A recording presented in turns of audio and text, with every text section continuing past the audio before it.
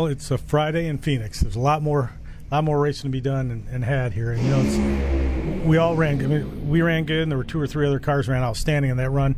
We're all going to have data for tomorrow. So what it tells me, though, is we got power in the car. 336 means we got an awful lot of power, and it's a fine line between having all that power and hurting stuff. So, you know, me and Mike Neff, we talked before the run. He said, we got this many blowers and this much stuff. Don't drive past the finish line. Don't, you know, we go over a lot of things like that, and I think it's what makes me and Mike right now just a good team. We're discussing, we're talking about the events and talking about situations that could come about. And I think over the course of the season, that's going to pay dividends. It's going to be little things. We talked about, you know, is there any spot on the track you need me to get around? We can discuss it because he's driven. We can discuss what rights and wrongs might present themselves to me out here. So it's been fun. I mean, it's just, he's a great guy. He's so laid back. I'm kind of a hyper guy, and he's just all, hey, man. I said, what do you think this car's going to do? It's going to go fast, man. You know, he's just chill, and he's confidently chill, and it's cool. So I'm enjoying it. He's doing a great job. With Phil Schuler, those two guys are really gelling, man. They're working good.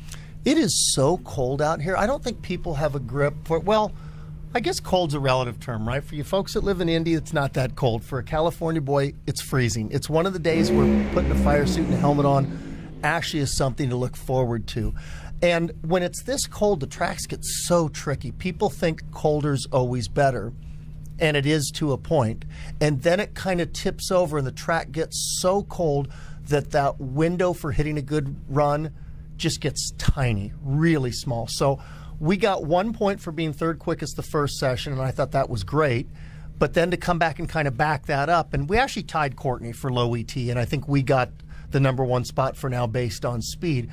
I like the fact we were able to make back-to-back runs like that.